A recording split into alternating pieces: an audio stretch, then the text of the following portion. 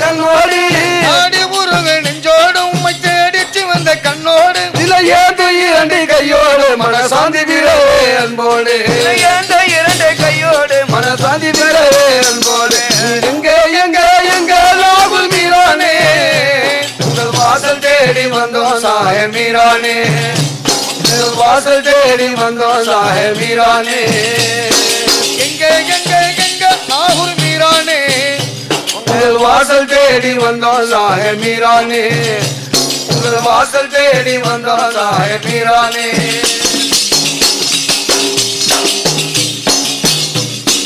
இறைவன் வழியில் சென்றோர மக்கள் இருளைய கட்டி வென்றோரே அந்த இறைவன் வழியில் சென்றோர மக்கள் இருளைய கட்டி வென்றோரே இறைவன் வழியில் சென்றோர மக்கள் இருளைய கட்டி வென்றோரே வடிவில் விளங்கும் வல்லவரே அல்லாஹ் ஞானத்தில் உள்ளவரே அருள்வடிவில் துவங்கும் வல்லவரே வல்ல அல்லாஹ் ஞானத்தில் உள்ளவரே எங்க எங்க லாபுல் மீரானே வாசல் தேடி வந்தோம் சாய மீரானே உங்கள் வாசல் தேடி வந்தோம் சாய மீரானே எங்க எங்க எங்க நாகூர் மீரானே உங்கள் வாசல் தேடி வந்தோம் சாய மீரானே உங்கள் வாசல் தேடி வந்தோம் சாய மீரானே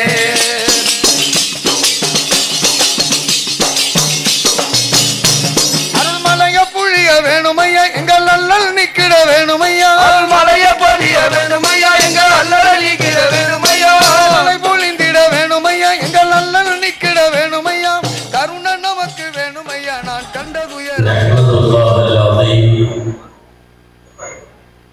نصلي ونسلم على الرسول الكريم أما بعد فقد قال الله سبحانه وتعالى في كلامه القديم والفرقان الحميد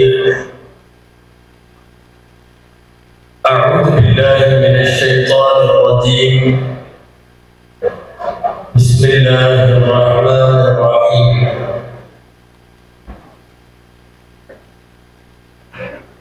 ولنبلونكم بشيء من الخوف والجوع ونقص من الأموال والأنفس والثمرات وبشر الصابرين صدق الله العظيم.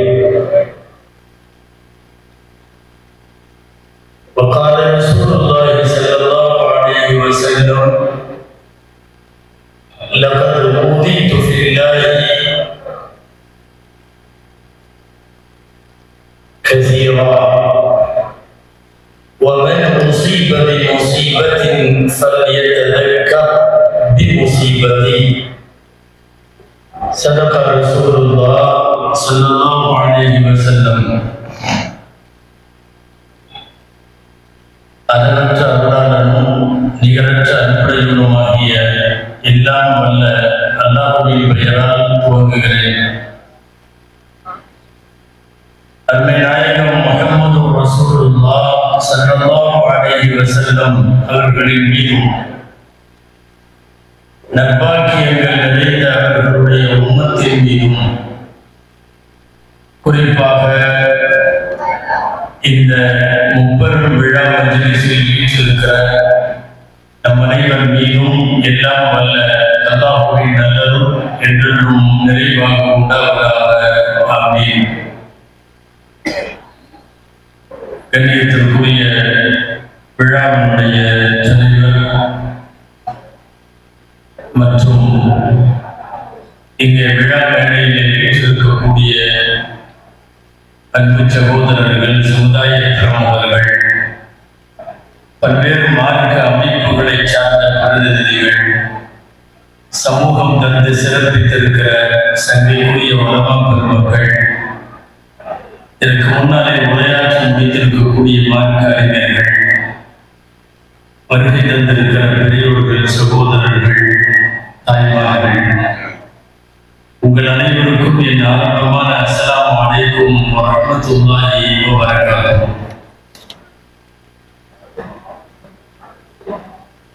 அல்லாஹ்வின் பேரருளால் ஆண்டுதோறும் இங்கே நடத்தப்படக்கூடிய மீலாது பெருநாள் விழா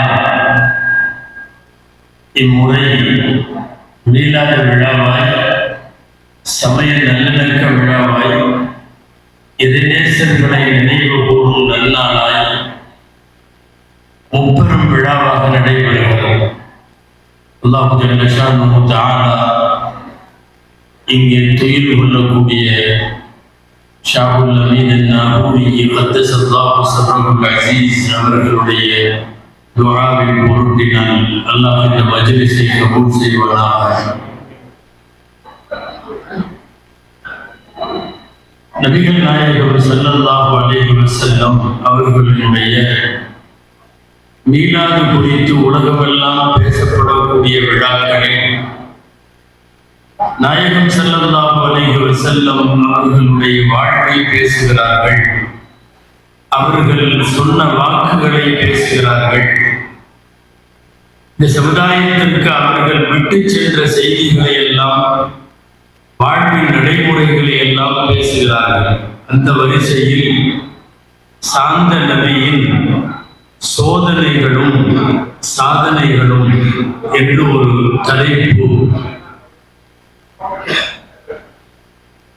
ஒரு கருப்பொருளில் பேசுமாறு நான் அமர்த்தப்பட்டிருக்கிறேன். எல்லாம் வல்ல அல்லாஹ்விடத்தில் துஆ செய்கிறேன். அல்லாஹ் ஜல்ல ஷானுஹு தஆலா பயன்தரும் விஷயங்களை பேசவும் நாம் கேட்கவும், தொடர்ந்து அது குறித்து சிந்திக்கவும், வரும் நாட்களிலே செயலாற்றவும் அல்லாஹ் அருள் புரிவானாக. ஆமீன். அல்லாஹ்வின் பேரருளால் நபிகள் நாயகம் ஸல்லல்லாஹு அலைஹி வஸல்லம் அவர்களுக்கு இது 1500வது பிறந்த நாள். அநேகமாய் உலகத்தில் 15 நூற்றாண்டுகளை தாண்டிய பின்னாலும் 1500 வருஷம் தாண்டியதற்கு பின்னாலும் ஒரு தலைவருக்கு பிறந்த நாள் என்பது அநேகமா நபி ஸல்லல்லாஹு அலைஹி வஸல்லத்தை தவிர உலகத்தில் யாருக்கும் இல்லை. அதிகபட்சமாக ஒரு 100 வருஷம், ஒரு 200 வருஷம், அதுக்கு மேல எல்லாம் எந்த தலைவர்களும் நினைவிலே இல்லை. நூற்றாண்டு விழா அப்படின்னு போட்டாங்கன்னா அதுக்கு அப்புறம் மறக்க போறாங்கன்னு அர்த்தம். 300-400 வருஷங்களில் எல்லாம் கூட ஆட்கள் இல்லாத போது 15 நூற்றாண்டுகள் 1500 வருஷத்தை தாண்டியும் உலகத்தில் ஏதோ ஒரு ஊரில் அல்ல, ஒரு நாட்டில் அல்ல, ஒரு பிரதேசத்தில் அல்ல, உலகம் முழுக்க வாழ்கிற குக்கிராமங்கள் தொடங்கி பெருநகரங்கள் வரைக்கும் சுமார் 200 கோடி மக்களும் சேர்ந்து நினைவு கூறுவது எம்பெருமானார் முஹம்மது ரசூலுல்லாஹ் ஸல்லல்லாஹு அலைஹி வஸல்லம் அவர்கள். மகத்தான ஒரு மாமனிதர் ஒரு 1500 வருஷத்திற்கு பின்னாலும் இந்த உலகத்தினுடைய தலைப்பு செய்தியாக இருக்கிறார். இங்கேதான் நாம் யோசித்து பார்க்க வேண்டும். நபிகள் நாயகம் ஸல்லல்லாஹு அலைஹி வஸல்லம் அவர்களை 1500 வருஷமாக புகழ்கிறார்கள் என்பது மட்டுமல்ல, 1500 வருஷமாக திட்டவும் செய்கிறார்கள். நம்மை போன்றவர்களுக்கு நபிகளாரை புகழாமல் தூக்கம் வராது என்றால், சில பேருக்கு அவங்களை திட்டாமல் தூக்கம் வராது. சரி, ஒரு 200-300 வருஷம் திட்டிட்டு எல்லாம் விட்டுட்டு வேற யாரையாவது திட்டுறான்னா இல்ல, அவங்களதான் பேசணும். ஒண்ணு புகழ்கிறார்கள் அல்லது இகழுகிறார்கள். புகழோ இகழோ உலகம் நாயகத்தை சுற்றியே வந்து கொண்டிருக்கிறது. இன்றைக்கு வரையும் முஹம்மது ஸல்லல்லாஹு அலைஹி வஸல்லத்தை பற்றிய விமர்சனங்கள், அவதூறுகள், சுடுசொற்கள், தடித்த வார்த்தைகள் பேசிக்கொண்டேதான் இருக்கிறார்கள். வேறு எல்லாரையும் விட்டுவிட்டு நபிகள் நாயகம் ஸல்லல்லாஹு அலைஹி வஸல்லம் அவர்களை திட்டக்கூடிய கூட்டம் இன்றைக்கும் இருக்கிறது. மொத்தத்தில் நான் சொல்ல வருவது, 1500 வருஷமாக இந்த உலகத்தின் தலைப்பு செய்தி முஹம்மது ஸல்லல்லாஹு அலைஹி வஸல்லம். இது கியாமத்து வரைக்கும் இந்த நிலை நீடிக்கும். நம்மை போன்ற பல பேர் கியாமத்து வரை புகழ்ந்து கொண்டே இருப்பார்கள். இதற்கு எதிரில் கியாமத்து வரை இகழ்ந்து கொண்டே இருப்பார்கள். வரலாற்றில் பரிபூரணமான மனிதர் பெருமானார் முஹம்மது ரசூலுல்லாஹ் ஸல்லல்லாஹு அலைஹி வஸல்லம் அவர்கள். உலகம் அவர்களை சுற்றி இயங்குகிறது. இன்றைக்கு உலகத்தில் நிறைவான வாழ்க்கை வாழ்ந்து பூமியின் மேற்பரப்பில் வாழ்ந்தது 63 வருஷம். அவர்கள் இன்னொரு உலகத்தில் வாழ்ந்து கொண்டிருக்கிறார்கள். நமக்கு புரியாத உலகம் அது. 63 வருஷம் வாழ்ந்தாலும் 10,000 வருஷங்களுக்கு அப்பால் பின்னால் வரக்கூடிய சமுதாயத்திற்கெல்லாம் தேவையான வழிகாட்டுதலை ஒரு 63 வருஷ வாழ்க்கையில பெருமானார் ஸல்லல்லாஹு அலைஹி வஸல்லம் வாழ்ந்து சென்றார்கள். தம்பி உட்கார்ந்துருக்கல மறைக்குது. ஹதரத் ரசூலுல்லாஹ் ஸல்லல்லாஹு அலைஹி வஸல்லம் அவர்களுடைய வாழ்வில் அவர்களின் ஆட்சி, அவர்களின் சமூக தலைமை, அவர்களின் அதிகாரம், அவர்களின் குடும்பவியல், எத்தனையோ தலைப்புகளில் உலகம் அவர்களை பேசிக்கொண்டே இருக்கிறது. அந்த அடிப்படையில் எல்லா கோணங்களும் பெருமானாருடைய வாழ்வில் பேசப்பட வேண்டும், பார்க்கப்பட வேண்டும், படிக்கப்பட வேண்டும், அடுத்த தலைமுறைக்கு அது கொண்டு செல்லப்பட வேண்டும். இப்போது எம்பெருமானார் முஹம்மது ரசூலுல்லாஹ் ஸல்லல்லாஹு அலைஹி வஸல்லம் அவர்கள் வாழ்விலே அனுபவித்த அவர்களுக்கு நேர்ந்த சோதனைகளையும் அவர்கள் தங்கள் வாழ்க்கையில மகத்தான சாதனைகளாய் என்ன சாதனைகளை எல்லாம் அவர்கள் நிகழ்த்தி காட்டினார்கள் என்கிற அந்த அச்சீவ்மெண்ட்ஸ், அவர்களுடைய மகத்தான சாதனைகளில் ஒரு குறுகிய நேரத்தில் கொஞ்சத்தை ஏனும் நான் உங்களுடைய கவனத்திற்கு தர வேண்டும். எம்பெருமானார் முஹம்மது ரசூலுல்லாஹ் ஸல்லல்லாஹு அலைஹி வஸல்லம் அநேகமா உலகத்தில் அவர்கள் அனுபவித்தது போல சோதனைகள் யாருக்கும் இல்லை. எனக்கு வந்த சோதனை யாருக்கும் வரக்கூடாது அப்படின்னு நாம சொல்லுவோம் இல்லையா? எம்பெருமானார் ஸல்லல்லாஹு அலைஹி வஸல்லம் அனுபவித்ததை போல பயங்கரமான வாழ்க்கையின் சோதனைகளை, மேடு பள்ளங்களை, ஏற்ற இறக்கங்களை உடலால், வார்த்தைகளால், குடும்பத்தால், சமூகத்தால் எக்கச்சக்கமாக இழைக்கப்பட்டது சோதனைகள். அத்தனை சோதனைகளிலும் தடம் பொருளாமல் இருக்கக்கூடிய அற்புதமான திறமை பெருமானார் முஹம்மது ரசூலுல்லாஹ் ஸல்லல்லாஹு அலைஹி வஸல்லம். ரசூலுல்லாஹ்வே சொல்லுவாங்க, லக்கத் ஊதிது ஃபில்லாஹி மா லம் யுக்த அஹத். உலகத்திலே யாருக்கும் கொடுக்கப்பட முடியாத அளவுக்கு உள்ள சோதனைகள் அல்லாஹ்வின் பாதையில் எனக்கு தரப்பட்டது. சொல்லுவது ஸல்லல்லாஹு அலைஹி வஸல்லம் அவர்கள். நபிகளாரின் வார்த்தைகள் பொய்யாக. உலகத்திலே யாருக்கும் தரப்படாத சோதனைகள் எல்லாம் எனக்கு தரப்பட்டது.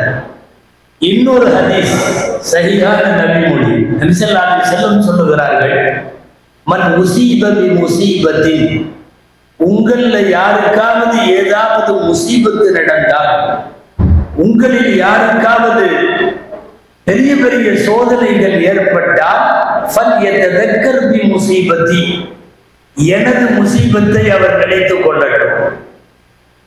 உலகத்தில் யாருக்கு வந்த சோதனையும் அண்ணலாரை நினைத்து விட்டால் லேசா போயிடும். நமக்கு அந்த அளவுக்கு இல்லைன்னு வந்துடும். ஆனா நாம என்ன நினைக்கிறோம் தெரியுமா? எனக்கு வந்த மாதிரி வேற யாருக்குமே வரல. உலகத்திலேயே பிரச்சனையே என்ன தெரியுமா? வர்ற சோதனையை அல்லாவே சொல்றான். ஹதீஸ்ல வழிகாட்டுதல் அப்படிதான் இருக்கு. நமக்கு கீழே உள்ள சோதனையை பார்த்தோம்னா நம்மளது ஒண்ணுமில்லைன்னு ஆகி போயிடும். இல்ல இமாம் சாதி ஷீராசி ரஹிமஹுல்லாஹ் குலிஸ்தான்ல சொல்லுவாங்க இல்லையா, காலுக்கு செருப்பு இல்லைன்னு அழுதுகிட்டே போனேன், காலை இல்லாம ஒருத்தர் உட்காந்துருந்தா அதை பார்த்த உடனே எனக்கு செருப்பு இல்லை நம்மளுக்குங்கிறது ஒரு பெரிய விஷயமாவே தெரியல. நம்ம அதை பார்க்காம நமக்கு மேல உள்ளவன் போட்டிருக்கிற ஷூவை பார்த்துட்டு அது 10,000 ரூபாய் ஷூ, அது 20,000 ரூபாய் ஷூ, நம்மள்ட்ட ஒரு 100 ரூபாய் செருப்பு கூட இல்லை அப்படின்னு பார்த்தா கடைசி வரைக்கும் விளங்கவே விளங்காது. காலில்லாதவனை பார்த்த போதுதான் செருப்பில்லாதவன் மேலானவன் புரியுது. எந்த சோதனை உலகத்தில் யாருக்கு வந்தாலும் அவர்கள் ரசூலுல்லாஹ் ரசூலுல்லாஹ்வின் சோதனையை யோசிக்கட்டும், முசீபத்துகளின் போது ரசூலின் முசீபத்தை யோசிக்கட்டும். தானாக எல்லாம் லேசா போயிடும். ஆனா நாம என்ன பண்றோம் தெரியுமா? நமக்கு வந்தது பெருசா நினைக்கிறோம்.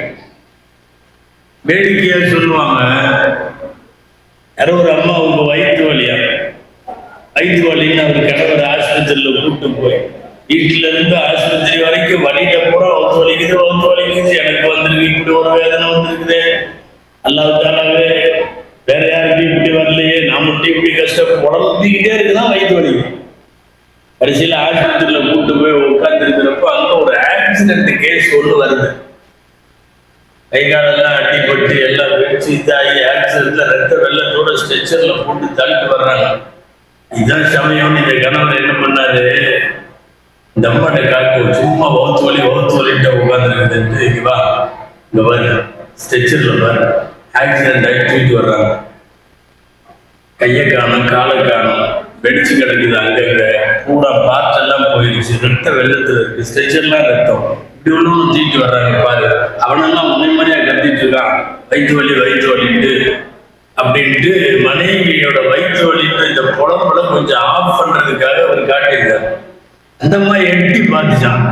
பார்த்துட்டு ஆமா பயங்கரமான விபத்து, ரத்தம்லாம் வருது அப்படின்னு சொல்லிட்டு அப்படி சொல்லிச்சான். ஏங்க அவருக்கு வகுத்து வலி இல்லை, அவருக்கு அதாவது கை போயிடுச்சு, கால் போயிடுச்சு, எல்லாம் சரிதான், வயிற்று வலி எனக்கு வந்தது இல்லையா? என்ன விஷயம்னா தனக்கு வந்த முசீபத்தை, தனக்கு வந்த சோதனையை மாத்திரம் உலகத்தில பெரிதாக கருதல். ரசூலுல்லாஹ்வுடைய ஹதீஸ் என்ன தெரியுமா? மன் முசீபத்தின், யாருக்காவது ஒரு முசீபத்து உலகத்துல வந்தால் சல்யத்ததக்கர், அவர் நினைவு கூறட்டும் எனக்கு வந்த முசீபத்தை. உலகத்தில மிக அதிகமான சோதனைகளுக்கு உள்ளாக்கப்பட்டவர்கள் பெருமானார் முஹம்மது ரசூலுல்லாஹ் ஸல்லல்லாஹு அலைஹி வஸல்லம். சோதனைகளை தாண்டி ஒருவர் வளருகிற போது, அதை எதிர்கொண்டு அவர் வளருகிற போது காலத்தால் நினைவு கூறத்தக்க, எந்த காலத்திலையும் அழிக்க முடியாத அபாரமான சாதனைகள் பின்னாலே அவர்களால் வர முடியும், கொண்டு வர முடியும். பெருமானார் ஸல்லல்லாஹு அலைஹி வஸல்லம் சோதனைகள் அவ்வளவு சோதனைகள். முதல்ல ஊர் உலகத்துல இருக்கிறவன் எல்லாம், தன்னை சுற்றி இருக்கிறவன் எல்லாம், ஏன் தங்களின் உறவினர்களில் ஒன்று ரெண்டு பேர் கூட என்னென்ன பட்டம் கட்டினார்கள். அவர் வைத்தியக்காரர், அவர் சூனியக்காரர், அவர் கவிஞர், அவர் ஜோதிடர், என்னென்ன வார்த்தையெல்லாம் இருக்குதோ அத்தனையும் சொல்லிட்டாங்க. தனிநபர் விமர்சனத்தில் தொடங்கி குடும்பம் வரைக்கும் நபிமார்களுக்கு இது புதிதல்ல. காலம் காலமாக நபிமார்கள் இந்த வார்த்தைகளை எல்லாம் கேள்விப்பட்டிருக்கிறார்கள். ஸல்லல்லாஹு அலைஹி வஸல்லத்துக்கு ஃபர்ஸ்ட் சொன்னது என்ன தெரியுமா? பேசியவர்கள் எல்லாம் இஸ்லாத்திலே சேர்ந்து விடுகிறார்கள் என்ற காரணத்தால் யாரும் பக்கத்துல போகாதீங்க, அவர் பயங்கரமான சூனியக்காரர், நீங்க பக்கத்துல போனாவே சூனியம் வச்சிருவார் என்று சொல்லி பார்த்தார்கள். அதையெல்லாம் தாண்டி, அவர்களின் சூனியங்களை எல்லாம் தாண்டி முஹம்மது ஸல்லல்லாஹு அலைஹி வஸல்லம் வந்து பேசுறவங்க எல்லாம் அவர்களின் கொள்கைகளை யாரும் தழுவி கொண்டார்கள். அதுக்கப்புறம் தான் இந்த பிரச்சார ஈடுபடல சூனியக்காரங்கிறது. அவர் குர்ஆன் வசனம் என்னமோ ஓதுறாரு, கேட்ட உடனே இஸ்லாத்துல சேர்றாங்க. சில பேருக்கு எல்லாம் காதுல பஞ்சு கொடுத்து அடைக்க சொன்னாங்க. அவருக்கு பேசுறப்ப மட்டும் பஞ்ச வச்சு அடைச்சுக்கோ, அடைக்கலன்னா நீ கொஞ்ச நேரத்துல உங்க தாய் தகப்பனார் பரம்பரையெல்லாம் விட்டுட்டு நீ வெளியே போயிருவ, ஆபத்து பஞ்சு வச்சுக்கோணும். நிறைய பேர் பஞ்ச வச்சுட்டு போனோம். அபு துஃபைல் தௌசி அவரெல்லாம் பஞ்சு வச்சுட்டு வந்தார். அதை தாண்டி காது கூட போகுது ஸல்லல்லாஹு அலைஹி வஸல்லம் வாசகம். அப்புறம் கொஞ்ச நேரத்துல அவரு தூக்கி போட்டார், பஞ்சு பறந்துருச்சு, நெஞ்சு திறந்துருச்சு, கலிமா சொல்லி இஸ்லாத்துல சேர்த்துட்டார். இப்படி நிறைய பேர்.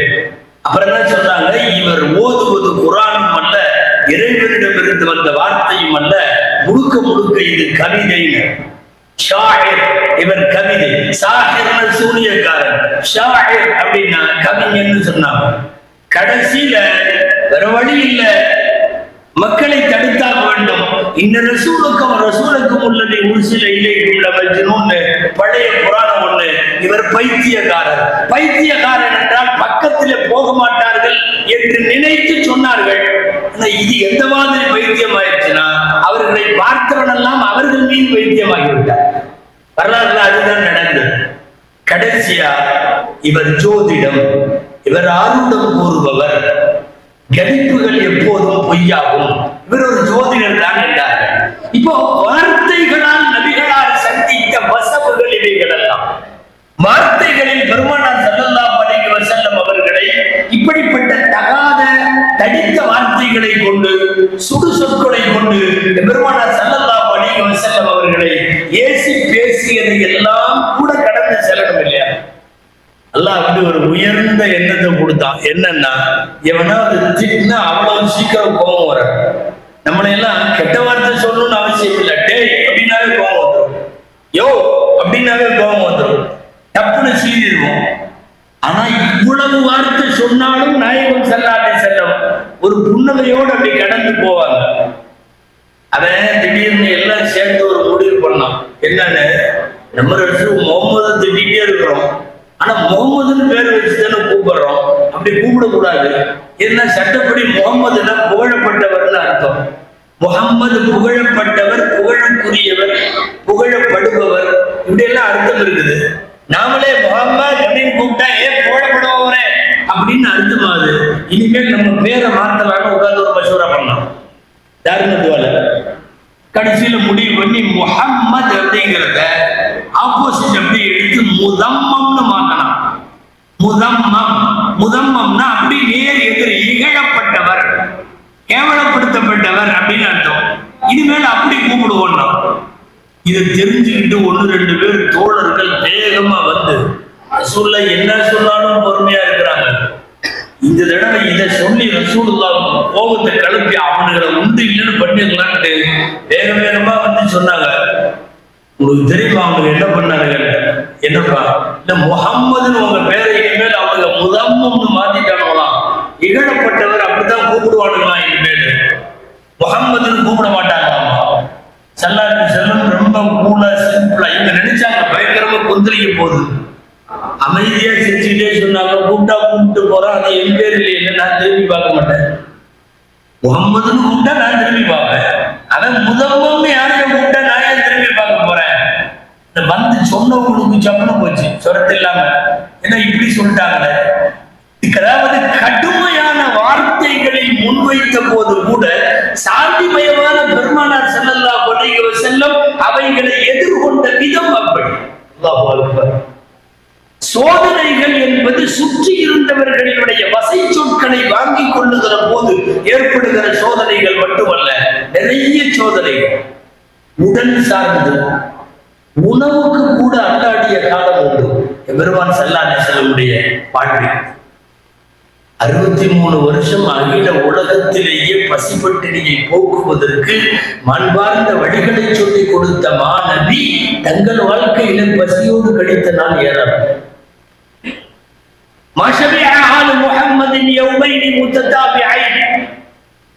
ரெண்டு நாளும் முழுசா தொடர்ந்து 2 நாள் வயிறு நிறைஞ்சு சாப்பிட்டதில்லை. பெருமான் ஸல்லல்லாஹு அலைஹி வஸல்லமினுடைய வீட்டிலே தொடர்ந்து 3 நாட்கள் அடுப்பு எரியவில்லை. நமக்கெல்லாம் தெரியும், கந்தகனுடைய யுத்தத்தின் போது வயிற்றிலே கல்லை கட்டி இருந்தார்கள். பசியிலே கல்லை கட்டி இருப்பது என்ன ரகம் என்பது நமக்கெல்லாம் தெரியாது. அல்லாஹ் அக்பர். பெருமானார் ஸல்லல்லாஹு அலைஹி வஸல்லம் அவர்கள் கல்லை கட்டி கொண்டு கல்லோடு மண்ணோடு உணவு இல்லாமல் அவர்கள் வாடிய வாட்டம். நம்மெல்லாம் ஆயுசுக்கும் அந்த மாதிரி ஒரு பசியை பேஸ் பண்ணவே இல்லை. சொல்ல போனா இந்த உம்மத்துல அந்த சமீப காலம் வரைக்கும் காசாவுடைய குழந்தைகள் வேணா அந்த கொடுமை அனுபவிச்சதுன்னு சொல்லலாம். பெருமானாரின் பசியை உணர்ந்தவர்கள், ருசித்தவர்கள். 30 நாள் ரசூலுல்லாஹ் சொல்றாங்க, வலக்கத் அதா அலைய 30 மின் யௌமின் வ லைலா. என்னுடைய வாழ்க்கையில் 30 நாள் இரவு பகலாக கடந்தது. எப்படி தெரியுமா?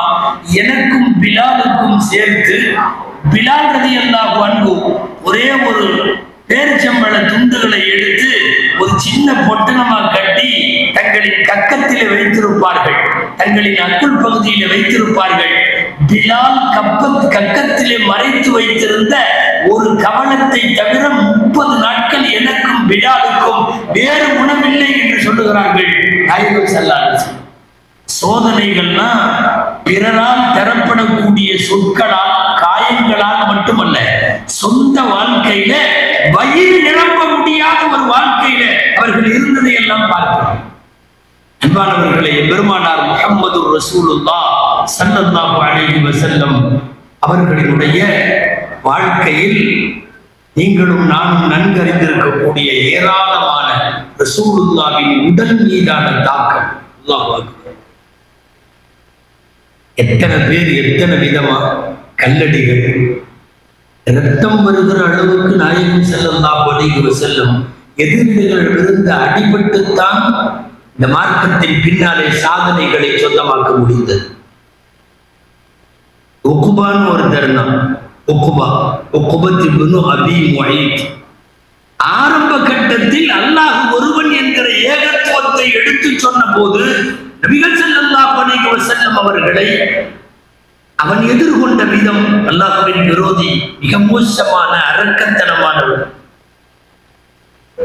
உக்குபாங்கிறவன் எவ்வளவு மோசமா இருப்பான். ஏதாவது ஒரு உதாரணம் சொல்லுங்கன்னா இப்ப இருக்கிற அந்த நெதன்யாகுன்ற சைத்தான வேணா சொல்லலாம். அவனை விட மோசமானவன் அந்த உக்குபா. ரசூலுல்லாஹி ஸல்லல்லாஹு அலைஹி வஸல்லம் அவர்களும் அண்ணல் அபூபக்கர் ரலியல்லாஹு அன்ஹு அவர்களும் தவாஃபில் இருக்கிற போது, அவர்கள் கஅபத்துல்லாஹ்விலே இருக்கிற போது வந்தவன் ஒரு துண்டை போட்டு ரசூலுடைய கழுத்துல இருக்கணும்னா கொஞ்சம் பிதுங்குகிற அளவுக்கு, நரம்புகள் புடைத்து கொண்டு சிவக்கிற அளவுக்கு கொலை செய்து விடுவதற்கு முயற்சித்த போதுதான் குறுக்க போய் அந்த கயிற்றில கையை கொடுத்து பிடித்தார்கள் அபூபக்கர் நாயகம் ரலியல்லாஹு அன்ஹு அவர்கள். பிடிச்சிட்டு ஒரு வார்த்தை கேட்டாங்க, அத்தக்துலூன ரஜுலன் அன் யகூல ரப்பி அல்லாஹ். எப்பா, ஒருத்தன் ஏன் ரப்பு அல்லாஹ்னு சொன்னா அவனை கொலை பண்ணுவீங்களா? ஒருவன் எனது ரப்பு இறைவன் என்று சொல்லுவதற்கு அவனுக்கு உரிமை இல்லையா? என் கடவுளை தேர்ந்தெடுக்கிற உரிமை எனக்கு உண்டு. உனக்கு அல்லாஹ் பிடிக்கும், எனக்கு சூரியன் பிடிக்கும், சந்திரன் பிடிக்கும், மரமட்டை பிடிக்கும். என்னுடைய ரப்பு என் அல்லாஹ் என்று சொல்லுவதற்காக நீங்கள் ஒருவனை கொள்வீர்களா என்று கழுத்திலே இருக்கப்பட்ட துண்டினுடைய இடையில கையை பிடித்து அபூபக்கர் ரலியல்லாஹு அன்ஹு தடுத்து உயிர் காப்பாற்றினார்கள். லா இலாஹ இல்லல்லாஹ் முஹம்மதுர் ரசூலுல்லாஹ் என்கிற திருக்கலிமாவை ஊருக்கும் உலகத்திற்கும் உரத்து அவர்கள் சொன்ன போது குரல் வளை நசுக்கப்படுகிற அளவுக்கு ஒரு பப்ளிக் பிளேஸ்ல அவர்கள் கழுத்தை சுற்றி நெரிக்கப்பட்டார்கள் என்பதெல்லாம் அவர்கள் வாழ்க்கையிலே அவர்கள் அனுபவித்த ஏராளமான சோதனை. ரசூலுல்லாஹ்வுடைய உடல் மீது இழைக்கப்பட்ட சோதனைகளை மாத்திரம் சொல்லுவதற்கு பல நாட்கள் வேண்டும். அப்படி அளவுக்கு அவர்கள் சற்றேறக்குறைய டோட்டல் மக்காவினுடைய வாழ்க்கையை சொல்லுகிறோம் அல்லவா, 13 வருஷம். 13 வருஷம் மக்காவினுடைய வாழ்க்கையும் ஒவ்வொரு நாளும் ஏதாவது ஒரு சோதனை. சில நாள் வார்த்தைகளால், சில நாள் உடல் காயங்களால், சில நாள் வேறு மாதிரி குடும்பத்தினுடைய தொந்தரவுகளால், இப்படியெல்லாம் பெருமானார் ஸல்லல்லாஹு அலைஹி வஸல்லம் அவர்களை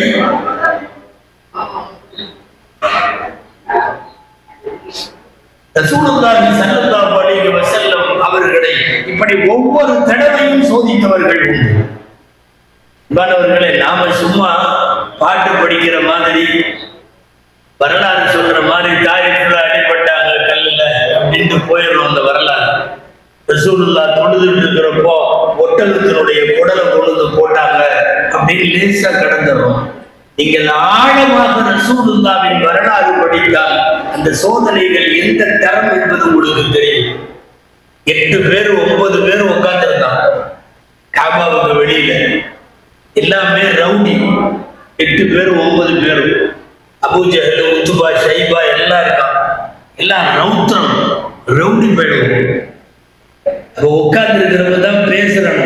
என்னன்னு ஸல்லல்லாஹு அலைஹி வஸல்லம் தொழுதுட்டு இருக்காங்க. தொழுதுட்டு இருக்கிற ஸல்லல்லாஹு அலைஹி வஸல்லம் முதல்ல கேட்டது அந்த உக்குபா தான். கழுத்துல துண்டை போட்டு நறுக்கினான்ல, அவன் தான் கேட்டான். அம்மா இன்னைக்கு ஏதாவது ஒட்டுக்கும் டெலிவரி பிரசவம் ஆயிருக்கா மதியனால கேட்டான். பிரசவம்? ஆமா, அங்க ஊர்ல உள்ள நுழையிற இடத்துல ஒரு ஒட்டகத்துக்கு பிரசவம் ஆச்சு இப்ப காலையில, நான் வர்றப்ப பார்த்துட்டு வந்தேன் அப்படின்னு அவன் சொன்னான். இப்ப சொன்னாங்க கொஞ்சம் ஒரு 4 பேர் போங்க, இந்த பிரசவமான கழிவை பூரா தூக்கிட்டு வா, தொழுதுட்டு இருக்கிற முகமதுகிட்ட போடணும். அவர் இன்னும் எவ்வளவு நேரம் தொழுதுட்டு இருப்பாருன்னு தெரியல, சீக்கிரமா எடுத்துட்டு வாங்க. நம்ம வெறுமனே ஒட்டகத்தினுடைய குடலை போட்டாங்கன்னு அந்த வரலாறு சுருக்கிட முடியாது. ஒட்டகத்தினுடைய குடல் அல்ல, பிரசவ கழிவு. ஒரு ஒட்டகம் தனது குட்டியை ஈன்றெடுக்கிற போது வரும் கழிவு அது மலை மாதிரி எக்கச்சக்கமான கழிவு வரும். ஒரு ஆடு குட்டி போடுவது போன்றோ ஒரு மனிதன் ஒரு பெண்ணுக்கு பிரசவிப்பது போன்றோ அல்ல. ஏராளமான கழிவுகளோடு கிடக்கக்கூடிய சுத்தம் பண்றதுக்கு நாள் கணக்குல வேணும், அவ்வளவு கிடக்குது. பிரசவமான ஒட்டகத்தினுடைய கழிவை அப்படியே அள்ளி தூக்கிட்டு வந்தாங்க, ஒரு சாக்கு மாதிரி ஒன்றை போட்டு. ரசூலுல்லாஹி ஸல்லல்லாஹு அலைஹி வஸல்லம் அவர்கள் தொழுது கொண்டிருக்கிறார்கள். தொழுது ரசூல் ஸல்லல்லாஹு அலைஹி வஸல்லம் ருக்கூ சுஜூதுக்காக எத்தனைத்த போது கொண்டு வந்து ஒரு ஒட்டகம் பிரசவமானதற்கு பிறகு இருக்கக்கூடிய ஒட்டுமொத்த கழிவையும் மேல போட்ட உடனே அப்படியே சஜிதாக்கு போய்விட்டார்கள். எந்திரிக்க விட முடியாது, எந்திரிக்க விட முடியாது. ஒரு 5 கிலோ 10 கிலோன்னா அப்படி நம்ம மூக்கி மூக்கி ஏதாவது எந்திரிக்கலாம். இது 5 கிலோ 10 கிலோ சமாச்சாரம் அல்ல. நாம தொழுதுட்டு இருக்கிறப்போ ஒரு 4 பேர் சேர்ந்து முதுகுல உட்காந்துட்டாங்கன்னா, நாம சஜிதால இருக்கிறப்போ 4 பேர் முதுகுல உட்கார்ந்தா நம்மளால எழ முடியாது. ஒரு பெரிய ஒட்டகத்தினுடைய பிரசவ கழிவை எல்லாம் வாங்கி கொண்ட பெருமானார் ஸல்லல்லாஹு அலைஹி வஸல்லம் அப்படியே இருக்கிறார்கள். அழுக சத்தம் வரல, என்ன நடக்குதுன்னு தெரியல, ஒண்ணும் இல்லை. இவங்க போட்டதுக்கு அப்புறம் எந்திரிக்க முடியாம ரசூல் ஸல்லல்லாஹு அலைஹி வஸல்லம் படுத்திருக்கிற காட்சியை பார்த்து விட்டு அந்த ஹதீஸ் அப்படிதான் வருது. என்ன தெரியுமா? ஒருவருக்கொருவர் சாய்ந்து கொண்டு சிரித்திருக்கிறார்கள். ரொம்ப பெரிய ஜோக்கெல்லாம் சொல்லும் போது ஸ்டாண்டா இப்படி நின்று சிரிக்க முடியாம ஒருத்தருக்கு மேல ஒருத்தர் உளுந்து சிரிப்போம்ல, பயங்கரமான சிரிப்பு. அப்படி ஒருத்தனுக்கு மேல ஒருத்தர் சாய்ந்து சிரித்திருக்கிறார். தூரத்துல அந்த பக்கம் ஒரு ஓட்ட வழியா, சின்ன சந்து வழியா கப்பாப் ரலியல்லாஹு அன்ஹு ஒரு சஹாபி அவங்க தான் பாத்துறாங்க. இந்த பாவிக இதை கொண்டு வந்து போட்டாங்க. நாயகம் ஸல்லல்லாஹு அலைஹி வஸல்லம் சஜிதாவில் இருக்கிறார்கள். இந்த காட்சியை பார்த்துட்டு அவன் ஒருத்தன் மேல ஒருத்தன் சாய்ச்சிட்டு சிரிக்கிறான். இதையெல்லாம் பார்த்து விட்ட கப்பாப் அங்கிருந்து அப்படியே ஓடுனர். பின்னாடி ஓடி போய் கப்பாப் ரலியல்லாஹு அன்ஹு அவர்கள் ஃபாத்திமா ரலியல்லாஹு தஆலா அன்ஹா, அப்ப சின்ன பொண்ணு அவங்க, கரெக்டா வரலாற்றின்படி சொல்வதானால் 6 வயசு. 6 வயசு அன்னை ஃபாத்திமா ரலியல்லாஹு தஆலா அன்ஹாட்ட போய், வாப்பாவை இப்படி பண்ணிட்டாங்க, கழிவெல்லாம் கொண்டு வந்து மேல போட்டாங்க, ரொம்ப எடை உள்ள ஒரு சூழ்நிலையில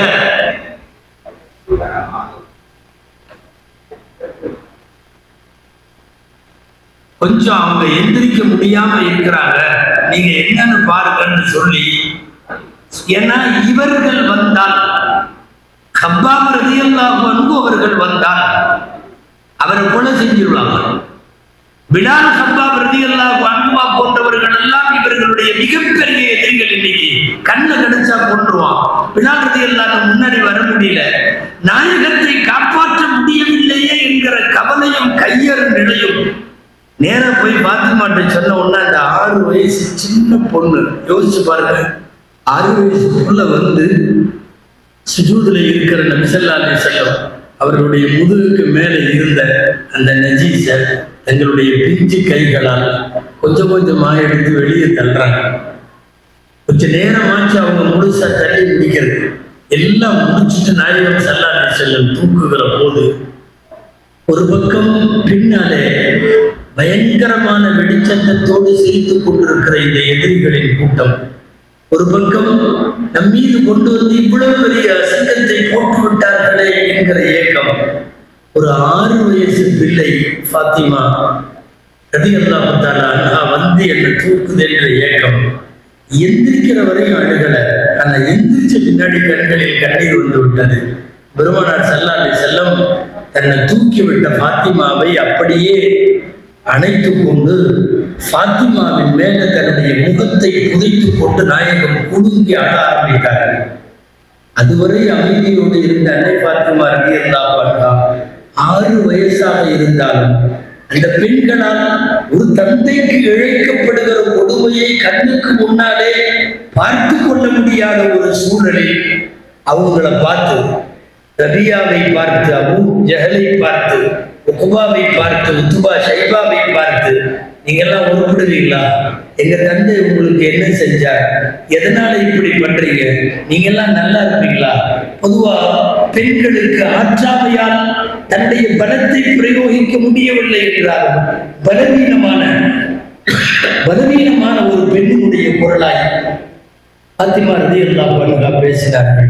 அன்பானவர்களே, பெருமானார் ஸல்லல்லாஹு அலைஹி வஸல்லம் அவர்களுக்கு இழைக்கப்பட்ட, அவர்களின் வாழ்வில் அவர்கள் உடல் மீது இழைக்கப்பட்ட சோதனைகள் கொஞ்சம் நெஞ்சமெல்லாம் அல்ல. சோதனைகளை மாத்திரம் எவ்வளவு என்று கணக்கிட்டு இந்த உலகத்தில் தனி கிதாபுகள் எழுதப்பட்டிருக்கிறது. இப்திலாஅத்துன் நபி, நபிகள் நாயகம் ஸல்லல்லாஹு அலைஹி வஸல்லம் அவர்கள் வாழ்க்கையில சந்தித்த அவர்களினுடைய உடல் மீதும் உணர்வுகளின் மீதும் குடும்பத்தின் மீதும் இழைக்கப்பட்டது. எத்தனை எந்த நபிக்கும் இவ்வளவு தூரம் இழைக்கப்படவில்லை.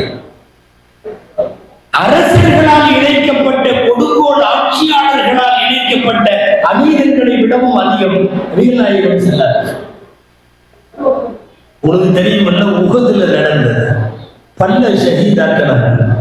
எந்த நபிக்கு பல்லெல்லாம் போய் ரத்தம் வந்திருக்கு? கண்ணமேடுகளில் ரத்தம் வந்தது. உடலில் அந்த ரத்தம் மண்ணில், நபிமார்களின் ரத்தம் பூமியிலே சிந்தக்கூடாது. வடியும் ரத்தத்தை எடுத்து துடைத்து கொண்டு உஹது போர்க்களத்திலே களமாடியவர்கள் நாயகம் ஸல்லல்லாஹு அலைஹி வஸல்லம். ஏறத்தாழ 54 வயசு. பல்லெல்லாம் உடைக்கப்பட்டு அவர்களை எதிரிகள் தாக்குகிற போது, இல்ல உஹதாக இருந்தாலும், மக்காவில இருந்தாலும், ஏன் தாயிஃபில இருந்தாலும், இவர்கள் உடல் மீது இழைக்கப்பட்ட அநீதிகளை வரலாற்றில் முஸ்லிம்கள் அல்ல, கொள்கையில முரண்பட்டவன் கூட கண்ணீர் இல்லாமல் அதை தாண்ட முடியாது. அப்படிப்பட்ட வார்த்தைகள், அப்படிப்பட்ட கொடூரமான சோதனைகள் பெருமானார் ஸல்லல்லாஹு அலைஹி வஸல்லம் வாழ்க்கை. அல்லாஹ் அக்பர். ஆயிஷா அம்மா கடைசியில ஸல்லல்லாஹு அலைஹி வஸல்லம் வஃபாத்துக்கு முன்னாடி கேட்டாங்க, அல்லாஹ்வின் தூதரே, உங்களுக்கு வாழ்க்கையிலேயே மறக்க முடியாத அளவுக்கு ரொம்ப மோசமான சோதனை உங்களுக்கு உஹது அன்னைக்கு தானே அப்படின்னு கேட்டாங்க. ஏன்னா உஹதுலதான் ரத்தம் வந்துச்சு, பல்லு உடைஞ்சிச்சு, பல்லு ஷஹீதாச்சு, உஹதுதான் ரொம்ப மோசமா இருக்கும்னு அவங்க விளக்கியும் வச்சிருந்தாங்க. அதனால கேட்டாங்க ஆயிஷா அம்மா, உஹது தானே அப்படின்னா. ரசூலுல்லாஹ் சொன்னாங்க, இல்ல, உஹது போர்ல நாம் பட்ட அடி எல்லாம் கம்மி. தில்கல் அஷரத்துல் அய்யாம், அந்த 10 நாள் இருக்க, அந்த 10 நாள் தான் பயங்கரம். எந்த 10 நாள்? நான் தாயிஃப்ல இருந்த 10 நாள். நீங்களும் நானும் ஏற்கனவே தெரிஞ்சு வச்ச மாதிரி தாயிஃப்ங்கிறது காலையில போயிட்டு சாயந்தரம் எல்லாம் வரல. ஒரே ஒரு நாள் போற போக்குல 2-3 கல்ல விட்டானுங்க, அப்படி எல்லாம் இல்ல. 10 நாட்கள். நாயகம் சொல்லுகிறார்கள், பல் உடைக்கப்பட்ட உஹது போர்க்களத்தை விட, ரத்தம் வழித்தோடிய உஹது போர்க்களத்தை விட மிக அதிகமாக நான் பாதிக்கப்பட்டது அந்த தாயிஃப்ல. 10 நாள், ஒவ்வொரு நாளும் அடித்தார், ஒவ்வொரு நாளும் சோதனை. கடைசியா 10வது நாள் என்ன பண்ணானுங்கன்னா, இவங்க வெளியே போக மாட்டேங்கிறாங்க. பெருங்கூட்டம் எல்லாம் இல்லை, 2 பேர். ஒண்ணு பெருமான் ஸல்லல்லாஹு அலைஹி வஸல்லம், இன்னொன்னு அவங்க கூட சேவகராக போயிருந்த ஸைத் இப்னு ஹாரிஸா ரலியல்லாஹு அன்ஹு. அவர் அடிமையா இருந்தவர். கதீஜா அம்மா ரலியல்லாஹு தஆலா அன்ஹா அவங்களோட வேலைக்கு இருந்தவர். கல்யாணம் முடிச்ச உடனே மனைவி கணவனுக்கு ஏதாவது அன்பளிப்பு கொடுப்பாங்கல்ல, கணவர் மனைவிக்கு அன்பளிப்பு கொடுப்பாங்கல்ல, அப்போ அந்த அம்மா ஹதீஜா ரலியல்லாஹு அன்ஹா ஏன் சார்பா மிக நன்றாக எங்களிடத்தில் நீண்ட காலம் வேலைக்கு இருக்கக்கூடிய எங்களின் அடிமை ஸைத் இப்னு ஹாரிஸாவை உங்களுக்கு அன்பளிப்பா தர்றேன், எப்பவுமே உங்க கூட இருப்பாருன்னாங்க. தாயிஃப்ல அவர் தான் கூட இருந்தார். 2 பேர் தான், 2 பேரும் தினந்தோறும் அனுபவித்தார்கள். 10வது நாள் சிறுவர்களை விட்டு கல்லடிக்க சொல்லும் போது ஏறத்தாழ ஊர்ல ஏதாவது ஒரு பெரிய நாய் கிடைத்து விட்டால் எல்லாரும் சேர்ந்து எப்படி துரத்தி அடிப்பானோ, ஒரு பெரிய விஷ ஜந்துவை எப்படி அடிப்பார்களோ, ஒன்றுமே இல்லாமல் சாந்தி மயமாக அல்லாஹ் ஒருவன் நான் அவனது தூதர் என்று சொன்னதற்காக துரத்தி துரத்தி ஊர் சிறுவர்கள் எல்லாம் அடித்தார்கள். அல்லாஹ் அக்பர். ஒரு கட்டத்துல கால்ல பெரிய பெரிய கல்லு, இரும்பு மாதிரி கல்லு, பாறை கல்லு, கால்ல கணுக்கால் இருக்கு இல்லையா, துருத்திட்டு இருக்குன்னு நமக்கெல்லாம் கழுப்பு என்று சொல்லுகிறோம். கணுக்கால், இந்த கணுக்கால் முட்டி மேல அடிச்ச கல்லு, அந்த எலும்பு உள்ள நொறுங்கி ரத்தம் வந்துருச்சு. அன்பானவர்களே, காலில் நம்மெல்லாம் பிராக்சர் இருப்போம், அது வேற. ஏதாவது எலும்பு முறியும், அது வேற. புண்ணு வரும், அதெல்லாம் வேற. கணுக்கால் மீது கல்லெறிந்து அந்த கணுக்கால் ரொம்ப ரொம்ப உறுதியான இடம் அது. அல்லாஹ் காலுடைய ஒட்டுமொத்த பேலன்ஸும் கணுக்கால தான் நிக்குது எல்லாத்துக்குமே. நாம நினைக்கிறோம் பாதம் முட்டு அப்படி முழுக்க முழுக்க அந்த கணுக்கால் தான் மூட்டு. அது கழுந்துச்சுன்னா நிக்க முடியாது. Most thickest part of the பாடின்னு சொல்லுவாங்க. மனித உடம்புல ஆக உறுதியான இடம். அதுல அடிச்ச கல்லுல அது நொறுங்குது, கணுக்கால் நொறுங்குது, உள்ள இருந்து ரத்தம் வருகிறது. அதுக்கு மேல நடக்க முடியல. இன்னும் தாயிஃப்ல இருந்து வெளியே போகல. வாங்கி அடியில் ரத்தம் வர்றப்போ அது வரைக்கும் தங்களின் சொந்தக்காலிலேயே நின்ற அல்லாஹ்வின் தூதர் ஸல்லல்லாஹு அலைஹி வஸல்லம் அவர்கள் ஸைத் இப்னு ஹாரிஸாட்ட சொன்னாங்க, ஸைத், இதுக்கு மேல நடக்க முடியல, நான் உன் மேல சாஞ்சிக்கவா? சரி. ஸைதினுடைய தோளிலே கையை போட்டு ஒரு காலை தூக்கி கொண்டு, ஒரு காலிலே ஏறத்தாழ நாம் ஒற்றை காலை தூக்கி கொண்டு நம்ம குழந்தைகள் நோண்டி விளையாடும் அல்லவா, அந்த மாதிரி ஒரு காலை தூக்கி வைக்கிறார்கள். பேலன்ஸ் ஸைத் இப்னு ஹாரிஸாவுடைய தோல்ல இந்த கால் தூக்கிய வண்ணமே இருக்கிறது. கணுக்கால் துவாரத்திலிருந்து ரத்தம் வடித்து கொண்டிருக்கிறார். நாம ரொம்ப லேசா தாயிஃப் நகரத்தில் நாயகம் கல்லடிப்பட்டார்கள் ஒரு வரியில கடந்து போறோமே, அது ஒரு வரி செய்தி அல்ல. உலகத்தில் இருக்கிற மனித நேயம் கொண்ட எல்லாருடைய இதயங்களையும் நொறுக்கி போட்டுவிடும். அப்படிப்பட்ட ஒரு கட்டத்துக்கு மேல அப்படியும் நடக்க முடியும். நொண்டி அடித்துக் கொண்டு எவ்வளவு தூரம் நடக்க முடியும்? பக்கத்துல ஒரு தோட்டம் போய் உட்கார்ந்துட்டாங்க. இந்த தோட்டம் காஃபிருக்கு சொந்தமானது. அதின்னு ஒருத்தர் இருந்தார் அந்த ஊர்ல, பெரிய அவருடைய மக்கள். அங்க போய் உட்கார்ந்தார். அது ஒரு திராட்சை தோட்டம். உட்கார்ந்த உடனே என்னமாவது தேவைப்படுது, தண்ணியாவது தேவைப்படுது. 2 பேரும் அங்க உட்கார்ந்து இருக்காங்க. 2 பேர்த்துக்கும் உடம்புக்கு பல இடங்கள்ல ரத்தம், குறிப்பா ரசூல் ஸல்லல்லாஹு அலைஹி வஸல்லம் கால். இந்த தோட்டத்துல தூரத்துல ஜன்னலை திறந்து அந்த வீட்டுல இருந்து தோட்டத்துக்கு வெளியில இந்த உட்கார்ந்து இருக்கிற 2 பேர்த்தையும் அந்த வீட்டுக்காரங்க பாக்குறாங்க. அவங்களுக்கெல்லாம் ரசூலுல்லாஹ் தெரியும். முகம்மது இப்படி அவங்களும் காக்குறாங்க. முகம்மது இப்படி அடிச்சுட்டாங்களே. அவங்க கூட்டத்தில் அவர் பெரிய தலைவர், மக்காவில் அவர் பெரிய ஃபேமிலி, அவர் உயர்தரமான பாரம்பரியத்தை சார்ந்தவர். இந்த அளவுக்கு அடிச்சிருக்க கூடாது. சரி, காஃபிராக இருந்தாலும் அவனுக்கு லேசா ஈரம் இருந்தது. என்ன பண்ணா தெரியுமா? தோட்டத்துல வேலை செய்யற ஒரு பையனை கூப்பிட்டு தட்டுல கொஞ்சம் பேரிச்சம்பழம் வச்சு, திராட்சைப்பழம் வச்சு, பாவம் ரத்தத்தோட வலிஞ்சு ஓடுற மாதிரி உட்கார்ந்து இருக்காரு. முகம்மதும் ஸைதும் கொண்டு போய் இதை கொடுத்துது, சாப்பிட்டோம், நீ எடுத்துட்டு போ. எங்களை பார்த்தாவே அவங்களுக்கு இதாகும். நாங்கெல்லாம் இந்த ஊருக்காரங்க மட்டுமல்ல, காப்பிடுவாள். நீ போய் கொடுத்துரு, நீ யாரும் வெளியூருக்காரங்க, தோட்டத்துல வேலை செய்யறாங்க. தட்டை எடுத்துட்டு அந்த பையன் வந்தான். ஸல்லல்லாஹு அலைஹி வஸல்லம் கொண்டு வந்து தட்டை கொடுத்தான். அந்த நேரம் தேவைப்பட்டது. ஒரு திராட்சை எடுத்து நாயகம் ஸல்லல்லாஹு அலைஹி வஸல்லம் வாயில போடுறப்போ பிஸ்மில்லாஹிர் ரஹ்மானிர் ரஹீம். அந்த பையன் வந்த பையனுக்கு பேரு அத்தாஸ். அந்த அத்தாஸ் ஒரு நிமிஷம் துடிச்சிட்டான். என்னமோ சொன்னீங்கல்ல, நீங்க என்ன சொன்னீங்க சொல்லுங்க அப்படின்னா. பிஸ்மில்லா சொன்னேன். அப்படின்னா என்ன அர்த்தம்? அல்லாஹ்வோட பேரால சாப்பிடுறேன்னு அர்த்தம். இது நீங்க யார் சொல்லி கொடுத்தா உங்களுக்கு? அந்த பையன் கேட்க தோட்டத்துல வேலை செய்யறேன். இல்லப்பா நாங்கெல்லாம் முஸ்லிம், என்ன சாப்பிட்டாலும் என்ன குடிச்சாலும் பிஸ்மில்லான்னு அல்லாஹ்வுடைய பேரை சொல்லுவோம். உனக்கு என்ன இதுல சந்தேகம்? இல்ல எங்க ஊர்ல எல்லாம் இப்படிதான் சொல்லுவாங்க. உங்க ஊர் என்னப்பா? எங்க ஊர் நைனுவா. நைனுவா தான் எங்க ஊர். அடடே நீ நைனுவாவா?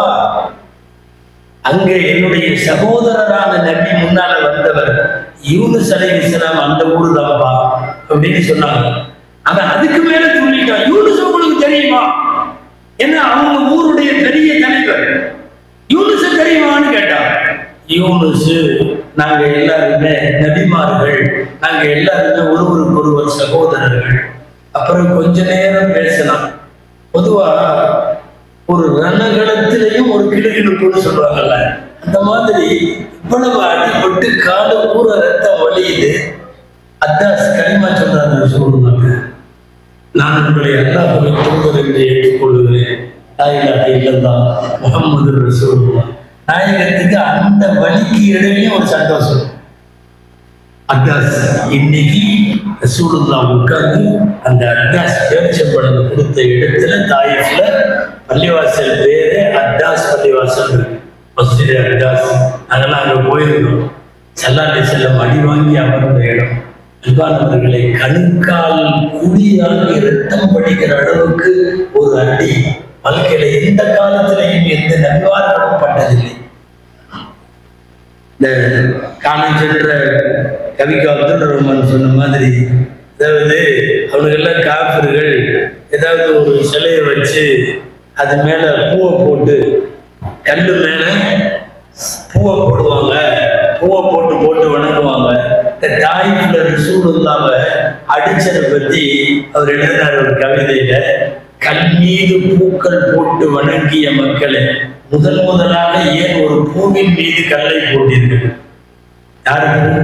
பெருமானார் முஹம்மது ஸல்லல்லாஹு அலைஹி வஸல்லம் என்ற பூவின் மீது ஏன் கல்லை சொன்னீர்கள்னு கேட்கிற மாதிரி ரசூலுல்லாஹ் சொல்றாங்க, உஹது போர்க்களத்தில் பல்லெல்லாம் போச்சு, அதல்ல கஷ்டமான நாள், அதை விடவும் கஷ்டமான நாள் தாயிஃபில் பட்ட அடிகள்.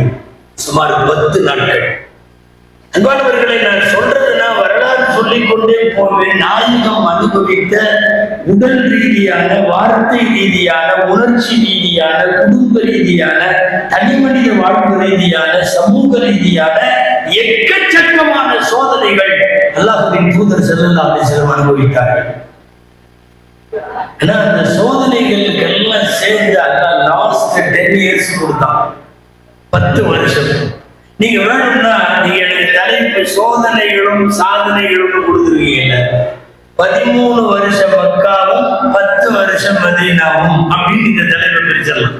ஏன்னா அந்த 13 வருஷமும் சோதனை காலங்கள், இந்த 10 வருஷம் அல்லாஹ் சாதனை காலங்களாக கொடுத்தார். 10 வருஷம் மதீனாவில் பெருமான் ஸல்லல்லாஹு அலைஹி வஸல்லம் என்ன சாதித்தார்கள் பூரா விரிவா சொல்லல, கோடு வேர்டு மாதிரி ஒரு 4-5 சாதனைகளை ஸல்லல்லாஹு அலைஹி வஸல்லம் என்னவெல்லாம் சொன்னாங்கன்னு சொல்லி சொன்னா போதும். 1, 2, 3 மட்டும். அதாவது ஹைபர் போர்க்களம். ஹைபர்ல இருந்து திரும்பி வர்றாங்க. ஒரு குழந்தைக்கு அம்மா அத்தாவெல்லாம் இறந்துட்டாங்க. ஹைபர்ல ஷஹீத் ஆயிட்டாங்க. யாரும் இல்லை, பெண் குழந்தை எத்தீம். எப்பா இங்க எத்தீம் ஆயிடுச்சு, இந்த குழந்தை யாராவது வளர்க்கணும். யாரு வளர்க்குறீங்க? முதல்ல கை தூக்குறது அழிறது இல்லை, அப்புறம் நின்றாடுறது இல்லை. ஒவ்வொருத்தரா கை தூக்குனா நிறைய பேர் எங்கிட்ட கொடுங்க நான் வளர்த்துறேன், எங்கிட்ட கொடுங்க நான் வளர்த்துறேன். இதுல அம்மா போச்சு. கடைசியில சீட்டு குலுக்கி போட்டாங்க. யாரு பேர் வருதோ நான் அவங்கள்ட்ட இந்த பொண்ணை ஒப்படைச்சிடறேன் வளர்க்கறேன்னா சீட்டு குலுக்கி போட்டா அல்லாஹ்வுடைய ஏற்பாடு சீட்லயும் அழிறது இல்லாத பேர் தான் வந்துச்சு. அப்போ ஸல்லல்லாஹு அலைஹி வஸல்லம் சொன்னாங்க, அல்லாஹ்வுடைய ஏற்பாடு உங்க பேர் தான் வந்திருக்கு. தூரத்துல ஒரு வகையில நீங்க உறவும் கூட இந்தாங்க, நீங்க போய் வளர்த்துக்கங்கன்றார். நான் என்ன சொல்ல வரேன் தெரியுமா? ரசூலுல்லாஹ் என்ன செய்தார்கள் இந்த உலகத்தில்? கேட்பவர்களுக்கு பதில் என்ன தெரியுமா? பொண்ணு பிறந்த உடனே குழி தோண்டி புதைத்த ஒரு பூமியில 10 வருஷத்தில் நாயகம் ஏற்படுத்திய ஒரு சமூகத்தினுடைய மடைமாற்றம் என்ன தெரியுமா? ஒரு குழந்தைய வளர்க்கறதுக்கு 10 பேர் போட்டி, சீட்டு குலுக்கி போட்டு ஒப்படைக்க வேண்டியதா இருந்துச்சு. யோசிச்சு பாருங்க, ஒரு சமூகத்தை இப்படி மாற்ற முடியுமா? 10 வருஷத்துக்கு முன்னாடி பிறந்த உடனே புதைச்சிருவோம் இல்ல, சில பேர் டெலிவரியே குளிக்கு பக்கத்துல தான் பண்ணலாம். பாலைவனத்துல குளிக்கு பக்கத்துல மனைவியை கூட்டிட்டு போய் வச்சுட்டு, ஆனா இருந்தா குழந்தையும் தாயும் வீட்டுக்கு கொண்டு வந்துருவான், பெண்ணா இருந்தா அப்படியே தள்ளி விட்டுட்டு மனைவியை மட்டும் தூக்கிட்டு வந்துருவான். குழிக்கு பக்கத்திலே பிரசவம் பார்த்து பெண்ணாக இருந்தால் அந்த நிமிடமே குழி தோண்டி புதைத்த ஒரு சமூகத்தில் 10 வருஷத்தில் நாயகம் ஏற்படுத்திய சரித்திர புரட்சி அல்லது சமூகத்தினுடைய மாற்றம் என்னன்னா, ஒரு குழந்தைய வளர்க்கறதுக்கு எக்கச்சக்கமான பேர் போட்டி, சீட்டு குலுக்கி போட்டாங்க. நாயகம் என்ன செய்தார்கள் அப்படின்னு கேட்கிறவங்களுக்கு இதெல்லாம் பதில். ரசூலின் மகத்தான சாதனைகள். சண்டை போட்டுக்கிட்டே இருப்பான் அரபுகள், சாப்பிடாம கூட இருப்பான். அரபி சண்டை போடாம இருக்க மாட்டான் அந்த காலத்துல சொல்றேன்.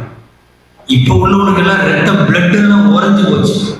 நல்லா சிக்கன் பர்கரா தின்னுட்டு ரூம்குள்ள விட்டு வெளியே வர மாட்டேங்கிறான் இப்ப உள்ள அரபி. நான் சொல்றது ரசூலுல்லாஹ்வுடைய காலத்து அரபி. 4 நாள் போர் செய்யலன்னா கை பரபரப்பா அவனுக்கு. அதான் சொல்றேன், சாப்பிடாம கூட இருந்துருவான், சண்டை போடாம இருக்க மாட்டான். இந்த குரான்ல வருது இல்லையா, 4 மாசம் போர் விளக்கப்பட்ட மாதங்கள். அது இஸ்லாம் வர்றதுக்கு முன்னாடியே அவனுக்குள்ள ஒரு நியதி, 4 மாசம் போர் கிடையாது. அந்த 4 மாசம் அவனை கட்டுப்படுத்தி வைக்கிறது பெரிய பாடு. எப்படா முடியும் இருப்பான் சண்டைக்கு போறது. ஒரு சண்டை பூமியில பிறந்த பெருமானார் ஸல்லல்லாஹு அலைஹி வஸல்லம் 500 வருஷ போர் மதீனால முடிவு கொண்டு வர்றாங்க. கூப்பிட்டு எல்லாத்தையும் முசாவா செய்ய வச்சு, இனிமேல் சண்டை இல்லை. அடுத்தது அவுஸ் கத்ரஜ் போர், 100கணக்கான வருஷம் இனிமேல் சண்டை இல்லை. எங்க போனாலும் சமாதானம் முசாஃபா. இந்த காக்கால கண்ணு தூக்கி வைக்கிறது உங்களுக்கு தெரியும் இல்லையா? ஒரு துணியை விரிச்சு கண்ணு தூக்கி வச்சு, எதுக்கு நீ நாங்கள் சண்டை போடுற, எல்லாரும் ஆளுக்கு ஒரு பக்கம் முடியுங்க, ஊரு கூடி சேர வைக்கிற மாதிரி புடி, எல்லாம் கையில புடி தூக்கி வைக்க.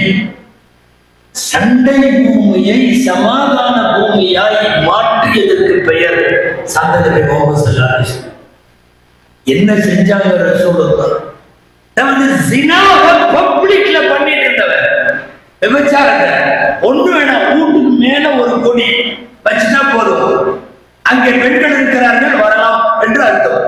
வீட்டுக்கு வெளியில ஒரு ஜெண்டா வச்சிருந்தா, அவ்வளவு பப்ளிக்காக விபச்சாரம் நடந்து கொண்டிருந்த ஒரு கூட்டத்தில் நீ அந்நிய பெண்ணை பார்ப்பது கூட குற்றம் என்று சொல்லி பிரச்சாரம் செய்து தொடர் பிரச்சாரத்தில் வெற்றி கண்டு விபச்சாரத்தையே வெக்கம் இல்லாம பண்ண கூட்டத்தை எந்த மாதிரி மாத்துறாங்க தெரியுமா? நின்றுட்டு ஒண்ணுக்கு இருக்க மாட்டாங்க.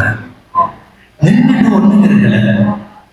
கேட்டாங்க, அல்லாஹ்வின் தூதரே, கழிவறையில் ஆடைகளை உயர்த்த வெட்கமாக இருக்கிறது, அல்லாஹ்வுடைய மலக்குகள் பார்க்கத்தானே செய்வார்கள்.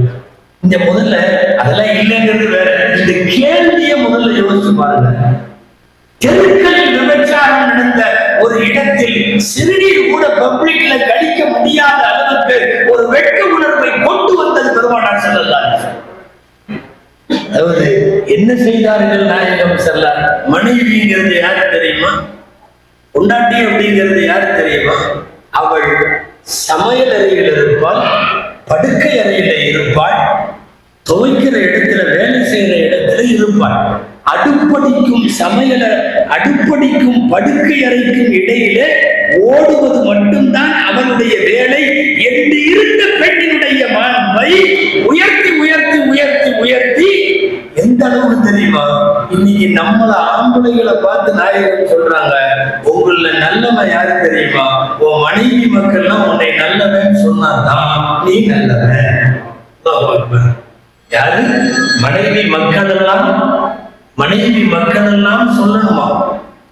எங்க வீட்டுக்காரி இவர் நல்லவர், எங்க அத்தா நல்லவர், எங்க சச்சா நல்லவர்னு சொல்லி குடும்பத்தினர்கள் நல்லவன் சர்டிபிகேட் கொடுத்தாதான் நீ நல்லவன் என்று சான்றிதழ் தருகிற இடத்துல கொண்டு போய் மனைவியை அமர வைத்த பெருமை நபிகள் செல்லார். ஏன் இது கூட பரவாயில்ல, பெருமான் ஸல்லல்லாஹு செல்லம் இன்னைக்கு உலகத்துல காபிர்கள் எல்லாம் பேசுகிற அந்த வார்த்தை, உன் தாயின் காலடியில் சொர்க்கம். உன் தாயின் தாயை எப்படி பார்த்தா தெரியுமா? அவனோட டைரக்ட் தாய் இல்லை, அவங்க வாப்பாவோட மனைவின்னா அவனை மக்களுடைய சபைகளிலே இரண்டாவது, அத்தனை இடத்திலையும் இரண்டாவது. இன்னைக்கு அடங்கி இருக்கிற இடத்துல கூட இரண்டாவது. கரெக்டா சக்கராத்துடைய நேரம், ஸல்லல்லாஹு அலைஹி வஸல்லம் வஃபாத்தினுடைய நேரம், தொழுக வைக்கணும். முதல் நாள் அபூபக்கர் தொழுக வைக்க சொல்லுங்க. முரு அபூபக்கர் யுஸல்லி பின்னாஸ். நான் சொல்றது சஹீஹுல் புகாரி, ரசூலுல்லாஹ்வுடைய வஃபாத்துடைய பாடம், அதுல உள்ள ஹதீஸ். சொல்லுங்க, அபூபக்கர் தொழுக வைக்க சொல்லுங்க. எதுவா ஆயிஷா அம்மா போய் சொன்னாங்க, எங்க அத்தா பாப்பா கொஞ்சம் மனசு பலவீனமானவங்க, அழுதுருவாங்க உங்க இடத்துல போய் நின்றா, அதனால தயவு செஞ்சு உமர்ல நான் தொழு வைக்க சொல்லாமா? முடியாது, அபூபக்கர் தான் தொழ வைக்கணும். உமரது எல்லாரும் பிரியமானவர்கள், சந்தேகம் இல்லை. ஆனால் இரண்டாம் கட்ட தலைமையில குழப்பம் வந்திருக்க கூடாது, வரக்கூடாது சொன்னாங்க. இல்ல அபூபக்கர். ஆயிஷா வெளியே வந்துட்டு எல்லாம் ஹப்ஸா அம்மாவை கூப்பிட்டு, நான் சொன்னா கேட்க மாட்டேங்கிறாங்க, நீ போய் சொல்லு, உங்க பாப்பா தொழு வைக்கணும் போய் சொல்லு. யாரோ பாப்பா உமர் இல்ல, அவங்க போனாங்க. நான் வேணா எங்க பாப்பாவை தொழு வைக்கணும். டப்புனு கோபம் வந்துருச்சு.